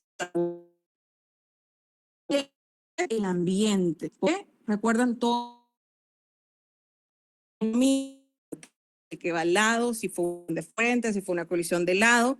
Entonces, todo lo que esté relacionado al ambiente, si ven motocicletas, si llevaba casco, si no llevaba casco, ¿por qué? Hasta el último diagnóstico. En este escenario, aquí sí, en la revisión secundaria no se nos puede pasar por alto ningún diagnóstico, incluir la fractura de la última falange de alguno de los dedos, ¿ok? Y una laceración en cualquier parte del cuerpo, porque esta historia amplia es lo que lo pregunto. Pero siguiente, la revisión secundaria implica hacer lo que todos aprendemos en semiología, que es un examen físico completo, ¿ok? Siguiente diapositiva. En esta revisión secundaria, entonces ahora sí revisamos todo, ¿ok? Hacemos el examen físico revisando la cabeza, revisando el cuero cabelludo, revisando adecuadamente toda la cara, ¿ok? Las orejas, toda esa parte para ver toda la estructura. Si hay dolor, pues ahí sí, ¿por qué? Porque aquí sí son todos los diagnósticos que yo pueda encontrar, ¿ok? Reviso adecuadamente el cuello, reviso la columna. Dentro de la columna cervical también veo las extremidades. ¿Por qué? Porque en el cuello, recuerden que nace el plexo braquial. Entonces, un paciente puede quedar con lesiones o no para hacer ciertos movimientos menores. Entonces, una vez más, en la revisión secundaria, siguiente diapositiva, hago ese examen completo, ¿ok? Y según mis diagnósticas, siguiente, entonces, ¿ok? Donde revisamos enfrente, atrás, completamente. Si tengo mis diagnósticas, entonces aquí sí. Pueden hacer la fotografía que ustedes quieran, la resonancia magnética de ser necesario. Puedo utilizar endoscopía, broncoscopía si el paciente lo necesita. Puedo utilizar todos los medios contrastados si necesita ¿ok? Si el paciente necesita en un estudio, una angiotomografía, un ecocardiograma,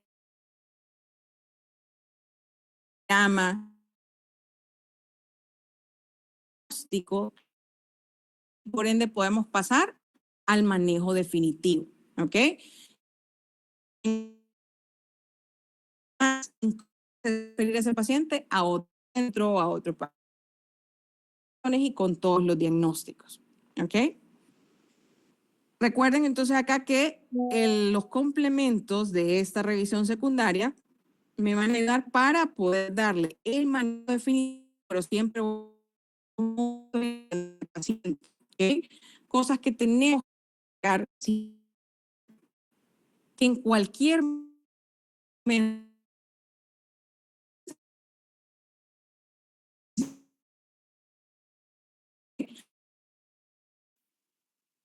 que no, sin que estén las vías canales de oxígeno, transfusiones de sangre, por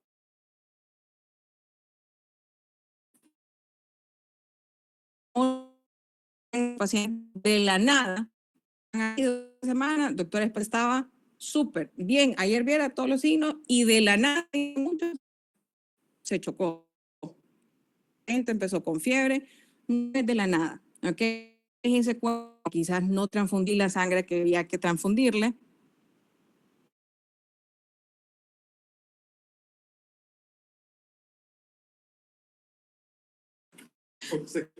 Entonces,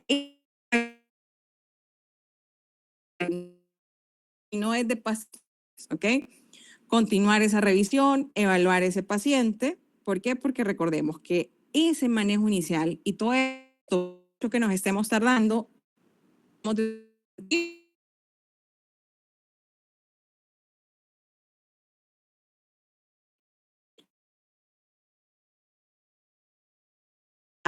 empieza desde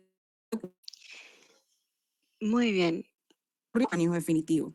Entonces, si lo hacemos en un equipo de trauma, ¿me escuchan? Ok. Entonces, este escenario lo que queremos hacer es tardarnos menos. ¿Por qué? Porque el tiempo es oro. ¿No? Muy bien, mientras arreglamos los problemas técnicos, en un momentito, si quieren, pueden ir haciendo sus preguntas. Hoy sí, doctora. Dele. Ok. ¿Me escuchan? Siguiente. Entonces, en este escenario, lo que tenemos que recordar es que el paciente, el tiempo es oro, como les mencionaba, y el hecho de que se llame la hora dorada es porque desde que el accidente ocurre, tenemos 1 hora para tratar de disminuir lo que hablábamos, evitar la muerte y disminuir cualquier lesión, ya sea o discapacidad temporal o permanente. Entonces, siempre recuerden, ¿verdad? En trauma la prioridad es evaluar, estabilizar y actuar ante esa situación para salvar la vida del paciente. Muchas gracias. Si tienen preguntas. Muchísimas gracias, doctora Padilla, por su excelente aportación al presente simposio, brindándonos el punto de vista médico, basándose en el ATLS, que son las guías oficiales de soporte vital avanzado en trauma, los libros de Savington y Schwartz y su vasta experiencia como médico y especialista. Como hemos aperturado la sección de preguntas, procederé a dar lectura sobre las interrogantes que hemos recibido por medio de mensajería a lo largo de la ponencia. La primera nos indica: ¿qué complicaciones pueden surgir por un retraso en la atención médica, ya sea en la revisión primaria, secundaria o en los anexos de cada una?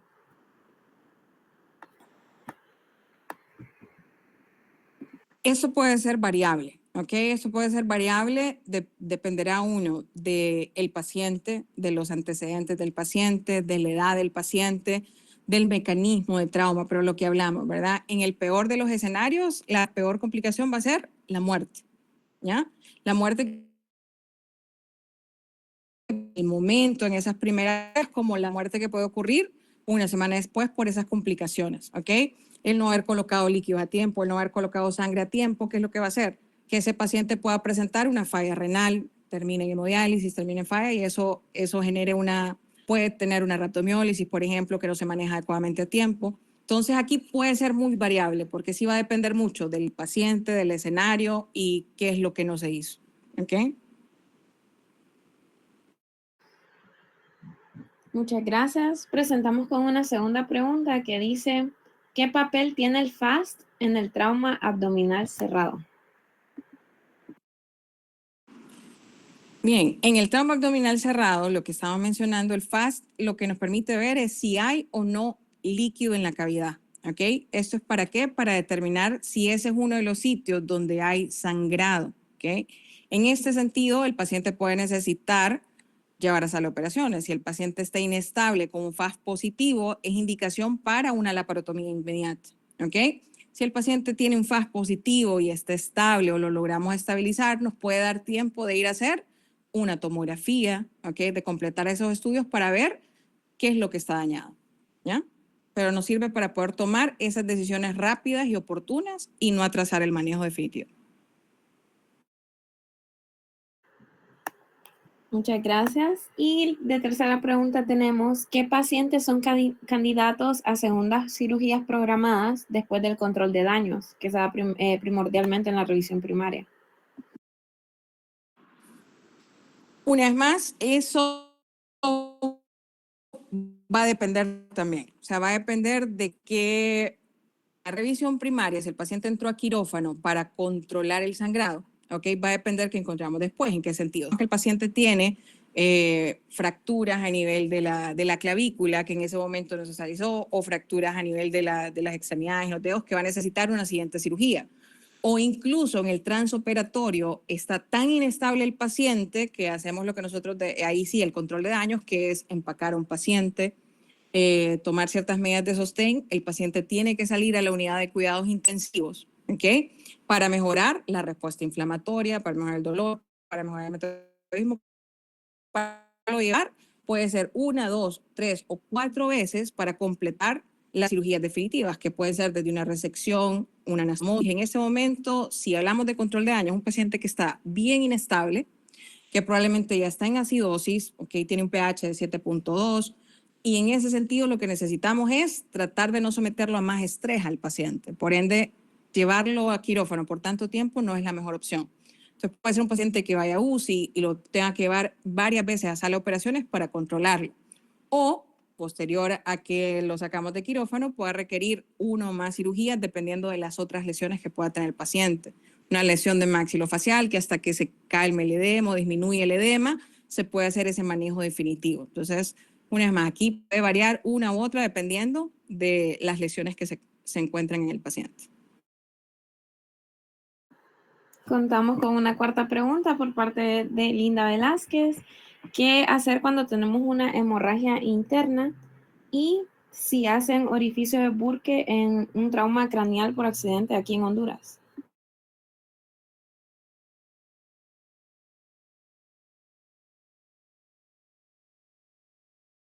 Vuelve a repetir la pregunta. ¿Qué se hace si tiene una hemorragia interna? Una hemorragia interna.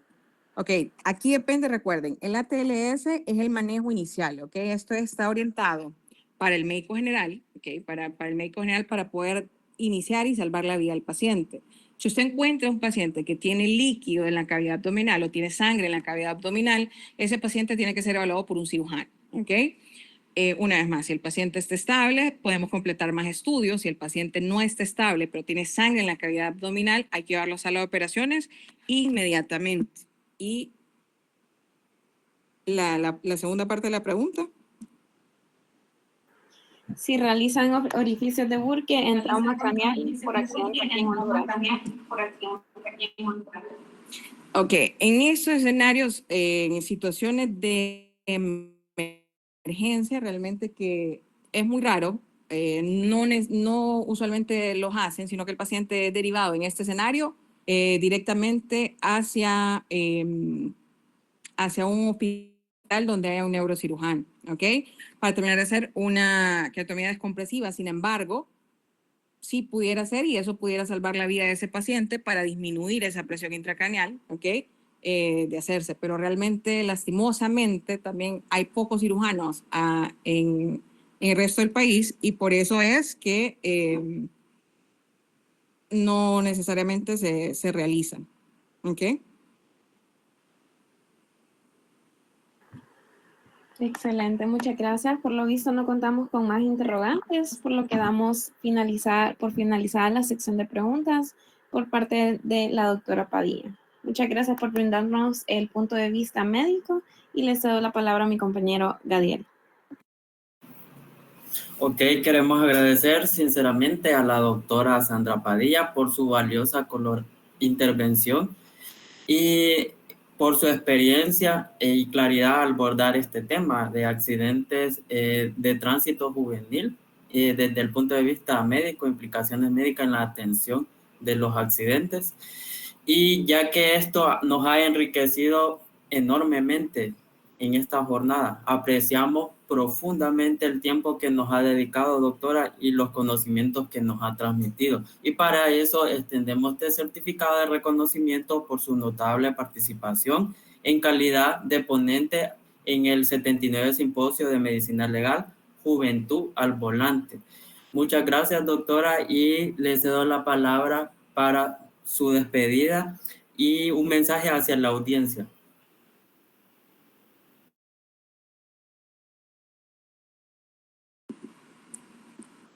Bueno, chicos, muchísimas gracias por la invitación. La verdad es que siempre recordar que el poder de las voces jóvenes como ustedes, de estar en esta actualizaciones de médicas, ¿ok? De conocimiento es muy importante, ¿ok?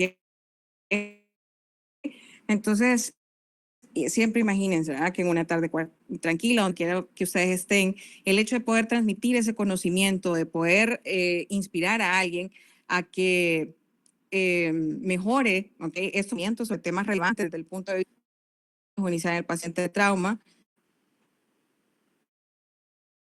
Ánimo, no se desanimen, yo sé que la parte de trauma no todo el mundo le gusta, sin embargo, el poder salvar vidas es algo que como médicos queremos hacer siempre, ¿verdad? Muchas gracias. Doctora Padilla, le agradecemos una vez más por su tiempo y la charla impartida el día de hoy. Ya a punto de culminar, terminamos con la última frase reflexiva de nuestro simposio. Un accidente de tráfico no solo cambia una vida, sino que puede destruir familias enteras en cuestión de segundos. Conduce con responsabilidad y piensa en los que te esperan. A continuación, a cargo de las palabras de despedida de nuestro simposio, dejo con ustedes a nuestra compañera Alison Calderón. Adelante, Alison. Bueno, muy buenas tardes a todos. Al llegar al cierre de este simposio, me honra a mí dirigir estas palabras de agradecimiento en nombre de la tercera rotación de Medicina Legal del año 2025. Durante esta jornada hemos sido testigos de un intercambio académico y profesional de alto nivel. Cada ponencia, cada reflexión y cada espacio de diálogo ha contribuido significativamente al enriquecimiento de nuestro conocimiento colectivo. Expresamos nuestro más profundo agradecimiento a nuestros ponentes, invitados, quienes con generosidad han compartido su tiempo, su experiencia y su saber. Sus aportes no solo ampliaron nuestra perspectiva, sino que también nos inspiran a ser mejores cada día. Agradecemos también a cada uno de los asistentes por su activa participación y por las preguntas formuladas y el interés genuino demostrado a lo largo de este evento. Su presencia es sin duda el motor y la razón por la que se realizan estos simposios. Que los aprendizajes, conexiones y reflexiones surgidos en este espacio no se queden aquí, sino que se conviertan en la semilla para nuestro actuar del día de mañana. Con estas palabras damos por concluido este simposio y a todos ustedes muchísimas gracias por su presencia y por su tiempo. Que tengan una bonita tarde y yo también le cedo la palabra al doctor Álvarez, que él también tiene unas palabras de despedida. Bueno, estuvo muy excelente las tres exposiciones. Fueron prácticamente un conocimiento exquisito en esta área que a veces uno no está al día, ¿verdad? Pero siempre va a haber gente que anda con un descuido cuando uno va conduciendo, y principalmente las motocicletas. Las que viajan en moto andan a una velocidad que parece que son los dueños de la calle. Cuando ven los carros que están parqueados y están dándole para que pase o ceda el paso a otra persona, ellos siguen sin importar de que todos los carros están parados, ellos siguen y solo van a chocar.